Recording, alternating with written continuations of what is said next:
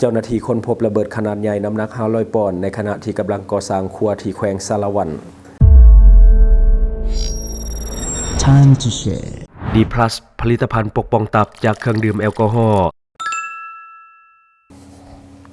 สวัสดีท่านผู้ชมกลับมาพบกับรายการ Time to Share สำหรับหัวข้อข่าวที่เราอยากจะนำเสนอในวันนี้ก็คือเกี่ยวข้องกับภาพที่กำลังเป็นไวรัลอยู่ในปัจจุบันก็คือภาพของระเบิดขนาดใหญ่ที่ว่าค้นพบในขณะที่กำลังมีการซ่อมแปลงครัวที่ภาคใต้ของเราก็คือครัวข้ามนำเซเซตอยู่ที่แขวงสารวันระเบิดก็คือระเบิดขนาดใหญ่ที่ว่าลงเรือจากสงคราม500 ปอนด์ซึ่งว่าในรายของข่าวเขาได้มาจากแฟนเพจ Lao National Export Honest Program ซึ่งว่าเป็นแฟนเพจของหน่วยงานเก็บกู้ระเบิดในวันที่ 8 พฤศจิกายน ปี 2025 ที่ผ่านมาได้มีการรายงานพบเห็นระเบิดขนาดใหญ่น้ำหนัก500 ปอนด์จำนวน1หน่วยอยู่เส้นทางหมายเลข20ในบริเวณที่กำลังมีการก่อสร้างครัวข้ามน้ำเซก็คือเซเซตภายในเขตบ้านแซงวังใหญ่เมืองสารวันแขวงสารวันพนักงานของบริษัท SECC รัฐวิสาหกิจก่อสร้างคมนาคมได้พบเห็นระเบิดขนาดใหญ่ในระหว่างการขุดจกดินอยู่ในบริเวณพื้นที่ก่อสร้างครัวใหม่และก็ได้รายงานให้แก่องค์การปกครองท้องถิ่นแขวงสารวันเพื่อทราบซึ่งองค์การปกครองท้องถิ่นก็ได้ประสานสมทบและก็แจ้งให้กับองค์การโครงการเก็บกู้ระเบิดแห่งชาติประจำแขวงสารวันเพื่อส่งเจ้าหน้าที่ลงมากวดการและก็พิสูจน์ด้านวิชาการอย่างละเอียดถี่ถ้วนผ่านการพิสูจน์วิชาการให้รู้ว่าระเบิดดังกล่าวเป็นประเภท MK82 น้ำหนัก500 ปอนด์ที่ยังมีความอันตรายสูงซึ่งว่าเจ้าหน้าที่ต้องได้วางแผนกะเกี่ยมที่จะเคลื่อนย้ายตามขั้นตอนด้านวิชาการและนำไปสู่การทำลายอยู่สถานที่ที่เหมาะสมเพื่อประกันความปลอดภัยของพ่อแม่ประชาชนในหมู่บ้านใกล้เคียงและผู้ที่ว่าสัญจรไปมาตามเส้นทางเล็กสาวอันนี้ก็คือในของข่าวเนาะที่ว่าเพิ่นเอาลงไว้สั้นๆก็คือการพบระเบิดอยู่ที่การก่อสร้างครัวเซตเนาะครัวที่ข้ามนำเซตอยู่ทางภาคใต้ก็คือทางสารวันที่เชื่อมต่อกับแขวงสวรรณเขตเนาะก็คือเป็นพื้นที่ที่มีระเบิดค่อนข้างที่จะลายว่าง่ายก็คือเป็นพื้นที่สีแดงเพราะว่าแถวนั้นก็ถือว่าใกล้กับเซโปนเนาะเพราะว่าเซโปนก็ถือว่าเป็นพื้นที่สีแดงสำหรับแขวงสวรรณเขตและก็ทางสารวันเนาะมันก็ใกล้เคียงกันน้อยนึงเนาะคือกลายเป็นข่าวที่สังคมตกอกตกใจแล้วก็กำลังแสกันในปัจจุบันเพราะว่าระเบิดมันค่อนข้างที่จะลูกใหญ่แหงระเบิดกันอาจจะสูงสมควรแต่ว่าโชคยังดีสำหรับคนที่ว่าขับรถจกที่ว่าไปจกพบระเบิดอยู่ในจุดดังกล่าวที่มันบ่แตกใส่นอกก็คือเป็นความโชคดีของคนขับรถถ้าว่ามันระเบิดขึ้นแท้แน่นอนละมันต้องอันตรายถึงชีวิตพอระเบิดขนาดใหญ่คือพื้นแผ่นดินลาวนอกจากจะมีแห่คำอยู่ทุกห้นทุกแห่งหรือว่าแผ่นดินลาวเป็นแผ่นดินคำอีกหนึ่งอย่างก็คือระเบิดนี่แหละที่ว่ามีลายบน้อยนากับคำก็คือระเบิดในแผ่นดินลาวนี่มีอยู่ทุกคนทุกแห่งมันเป็นภัยคุกคามชีวิตคนลาวในแต่ละปีนอกก็คือตั้งแต่อดีตจนถึงปัจจุบันระเบิดก็จะแตกใส่คนลาวในแต่ละปีแล้วก็เสียชีวิตแน่เสียองค์ค่าแน่แล้วก็อยู่อย่างทุกข์ทรมานคือบางคนก็มีที่ให้ที่นาแต่บ่กล้าที่จะบุกเบิกย้อนว่ามันมีระเบิดอยู่ใต้ดินฉะนั้นหลายคนกังวลเรื่องของความปลอดภัยเลยบ่กล้าที่จะลงมือทำกินโดยเฉพาะในพื้นที่ของแขวงที่มีที่เป็นพื้นที่สีแดงสำหรับการเก็บกู้ระเบิดฉะนั้นหลายคนก็ต้องได้ใช้ชีวิตอย่างระวัดระแวงเนาะในแต่ละปีจะมีการเสียชีวิตเกือบทุกปีส่วนใหญ่จะพบว่าเด็กน้อยซะส่วนใหญ่ที่ว่าเวลาเขาพบระเบิดแล้วเขาบ่ฮู้ก็จะจับมาโยนลิ้นหรือว่ามีการเอาไปเคาะไปยังจึงเฮ็ดให้ระเบิดใส่แล้วก็แตกแล้วก็เสียชีวิตในแต่ละปีคือการเก็บกู้ระเบิดในลาวมันบ่แม่นเรื่องง่ายๆเนาะเพราะว่ามันขาดงบประมาณหลายส่วนเนาะเพราะว่างบประมาณในด้านนี้ก็ใช้ค่อนข้างที่จะหลายกว่าด้านอื่นๆเพราะว่าเรื่องของบุคลากรต่างๆตอนนี้เขาก็ยังขาดและก็การที่จะเพิ่มก็ต้องใช้งบประมาณมหาศาลคือกันเพราะว่าคนก็บ่อยากมาเฮ็ดเวียกตัวนี้เพราะว่ามันมีความเสี่ยงสูงและก็ยังขาดอุปกรณ์ที่มันทันสมัยในการกวดค้นระเบิดและก็การทำลายระเบิดที่ถูกวิธีและก็ปลอดภัยอันนี้ก็คือเป็นสิ่งหนึ่งที่ว่ายังขาดสำหรับในบ้านเฮาซึ่งว่ามันค่อนข้างที่จะใช้งบประมาณหลายสมควรเพราะว่ามันเป็นอุปกรณ์ไฮเทคและบัดนี้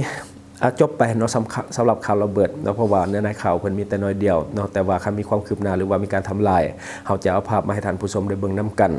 บัดนี้เฮามาต่ออีกข่าวนึงก็คือแผนกตำรวจจราจรปกส.แขวงสวรรณเขตได้มีการศึกษาอบรมกลุ่มวัยรุ่นที่ว่าขับรถไวและก็ทอรถเสียงดัง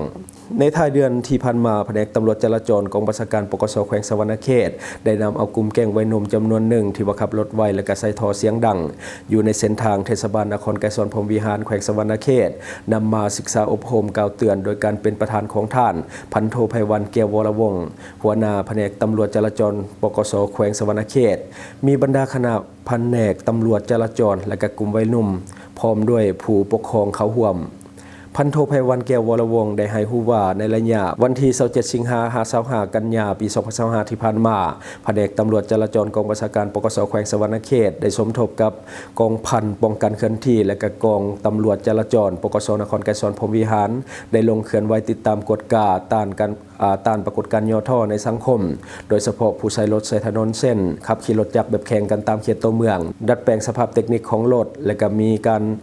ขี่รถยางน้อยหรือว่ายางแบนใส่ท่อเสียงดังเกินขอบเขตและก็รถบ่มีเอกสารจำนวนหนึ่งซึ่งในนั้นเจ้าหน้าที่วิสาเฉพาะสามารถที่จะกักรถยนต์ได้จำนวน8คันรถจักร43คันและก็รถจำนวนดังกล่าวแม้นได้ดัดแปลงสภาพเทคนิคใส่ยางน้อยใส่ท่อเสียงดังนอกจากนั้นก็ได้นำเอาพวกเกี่ยวพร้อมกับผู้ปกครองเข้ามาศึกษาอบรมกล่าวเตือนแนะนำเกี่ยวกับบางมาตรการของกฎหมายว่าด้วยการสัญจรทางบกเกี่ยวกับมาตรการต่อกับผู้ละเมิดกฎระเบียบการสัญจรที่ดัดแปลงสภาพเทคนิคและใส่เสียงดังกวนเมืองเกินขอบเขตบ่ใส่หมวกกันกระทบยางน้อยยางแบนในเวลาขับขี่บ่มีแว่นสองหลังใส่เส้นทางลวงที่บ่ถูกต้องพร้อมทางเฮียงห้องให้พ่อแม่ผู้ปกครองต้องได้เอาใจใส่ติดตามลูกหลานของตนอย่างใกล้ชิด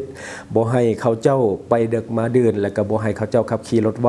ใส่เสียงดังในยามกลางคืนกลางเว้นในเทศบาลของนครไกรสอนพรหมวิหารและก็อยู่สถานที่อื่นๆที่สร้างความรบกวนให้แก่ผู้อื่นพร้อมทางเหตุบทบันทึกกล่าวเตือนครั้งที่1กับพ่อแม่ผู้ปกครองและผู้ขับขี่ตื่มอีกและทั้งหมดก็คือสิ่งที่เราเก็บมาเล่าสู่ฟังหวังว่าท่านจะได้รับสาระดีๆสำหรับท่านที่ว่าเบิ่งรายการเฮาอยู่คิดเห็นจะได้กับสิ่งที่ว่านำเสนอไปก็อย่าลืมฝากไว้ภายใต้คอมเมนต์ของเฮาเลยข้าพเจ้าจะเข้าไปอ่านด้วยตนเองขอขอบใจเขตเฮานี่ลายกับ ทางติด เสียง เรา เรา ไปได้ อันดับหนึ่งคือเสียงขวางกับสวรรณเขตลายที่สุดแม่อันดับต่อไปก็คือสารวัตรสีกองอัตตปื้ออันดับที่สอง และยูสวรรณเขตเขายังมีอุบัติเหตุหลาย ปีนี้เกิด2กรณีแล้วอยู่เมืองพีนกับเมืองอัศพร ใกล้สิเบิดบ่การเก็บกู้นี่หรือว่ายัง คิดว่าเปิดบ่ได้แท้ เบิดบ่ได้ เปิดบ่ได้จักเทื่อเพราะว่าทีมเลิก ชมได้เด้อ และทีมอยู่ในอันถึงผูบางเทื่อแต่สิ่งที่เขาสามารถเฮ็ดมันเก็บอยู่ในบอนที่มีบ้านมีเมืองเข้ากันอันตรายได้ แต่เก็บระเบิดทานหมด บ่ได้บ่เบิด แท้ๆ บ่ฮู้อีกว่าไม่มีเท่าไหร่อีกเนาะ